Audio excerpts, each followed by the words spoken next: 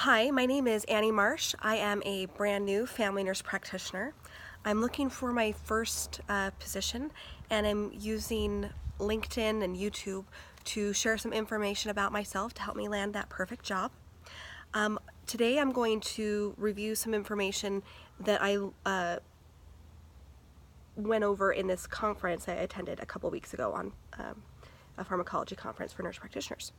So I chose to do this in a video format for a very specific reason.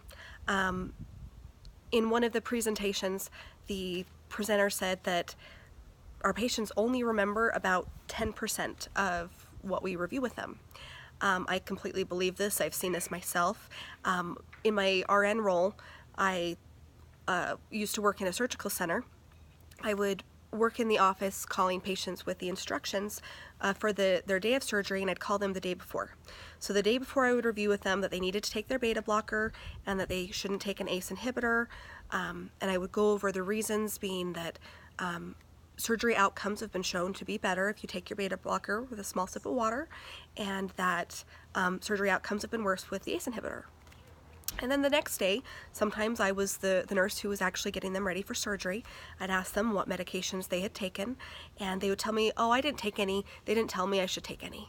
And I knew that I told them to take it.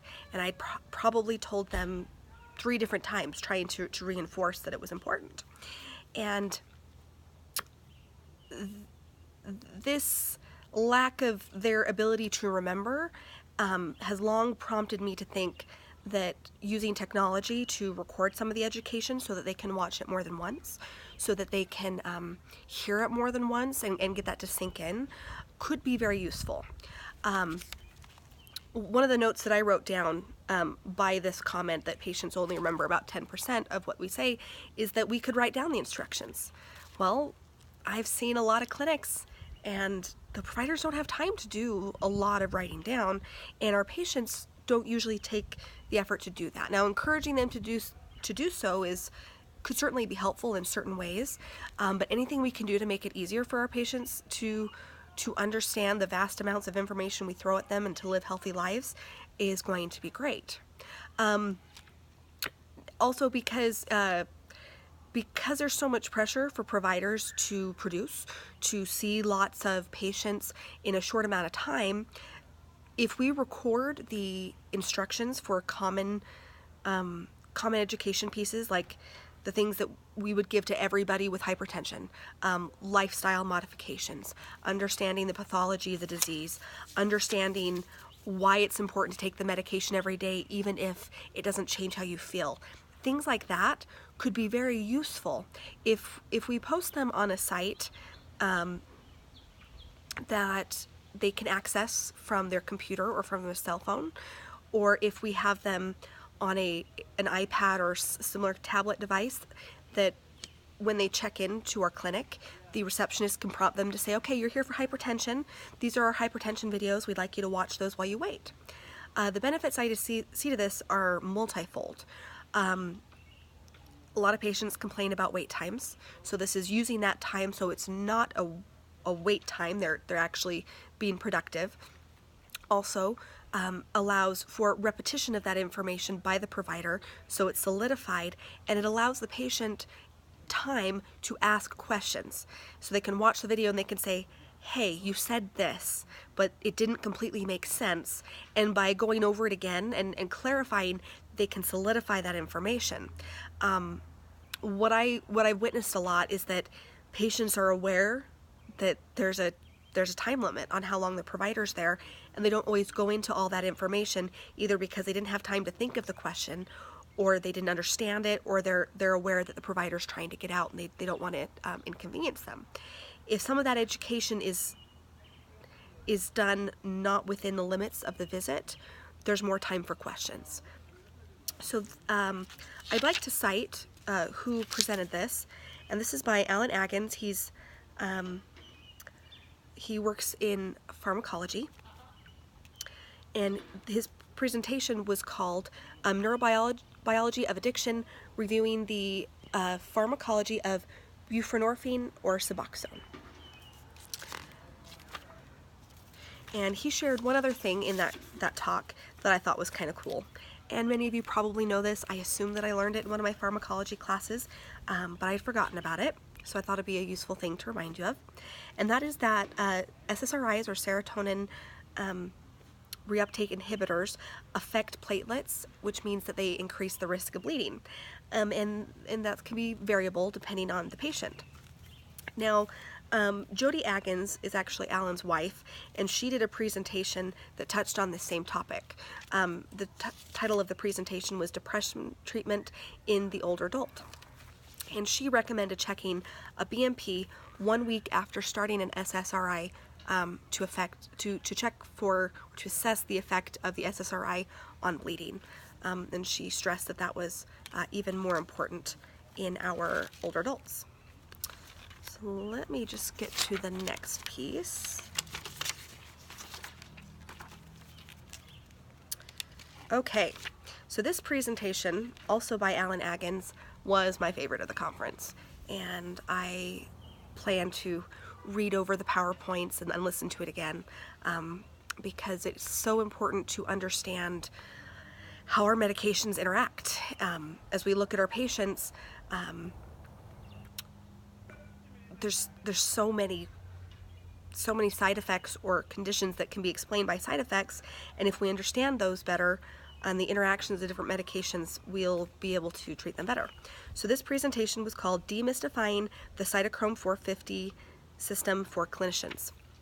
So for those of you, quick reminder, the Cytochrome P450 system has over 7, I think there's maybe even 15 different enzyme systems that are in charge of breaking down certain compounds.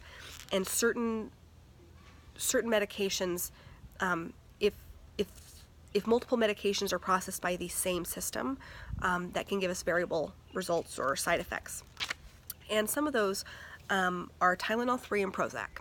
So these are both processed by the 2C9 system, which is one of those enzyme systems within the P450.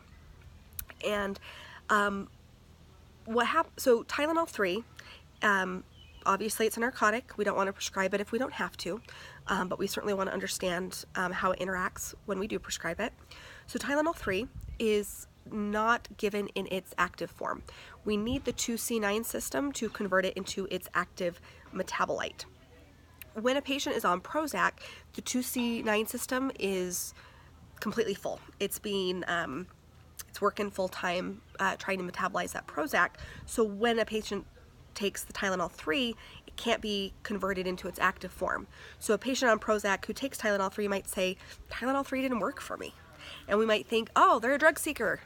They're trying to get higher doses. They're trying to get their oxy, whatever it is. But it could just be that it actually isn't doing anything because those two drugs work in the same system.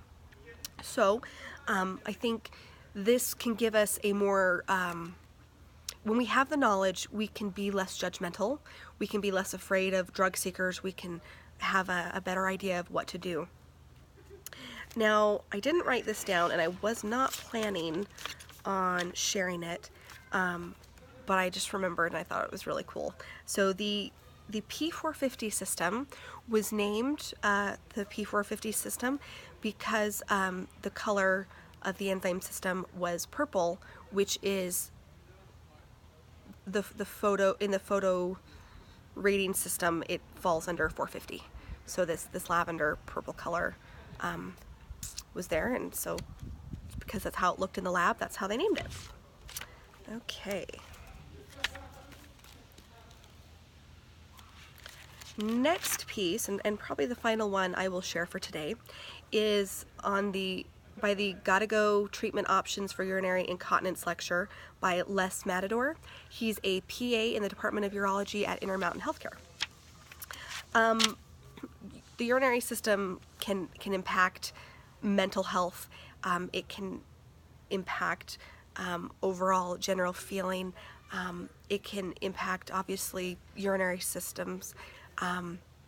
So it impacts us everywhere. People in every subspecialty they're checking urine. So this tidbit is useful for all of us. and that is that anything that changes the color of the urine can skew the results of a dipstick. I know that peridium changes the urine color, certain vegetables change the urine color, so it's helpful to know that the dipstick is even less accurate under those circumstances. Now, Les also stressed that the dipstick should only ever be used as a screening tool. It's not the most accurate system. It's helpful to get us a quick result, but we shouldn't be treating based off of that. Now, I didn't usually see providers, as a student, I didn't witness a lot of prescribers treating based off of a urine dipstick. Pretty much everybody would send it off to the lab and get the culture and sensitivity per the guidelines. And that's great for me to see the correct process modeled. But knowing the reason why helps solidify that information for me, and I thought you'd either find it interesting or it would help you solidify that for you. So once again, I'm Annie. I would love to work with your organization and implement some technology education. I think that patient satisfaction scores would go up as they are able to remember more of what's being taught, when they're being able to go over more of their questions with their provider, have their time used more efficiently. I know that a big driver of poor patient satisfaction scores are wait times. So using that wait time efficiently will certainly improve those scores. I know that patient satisfaction scores are a big driver for our reimbursement. So not only is it important because we want our patients to be happy and we want our patients to understand, but it's necessary for our success in our clinics.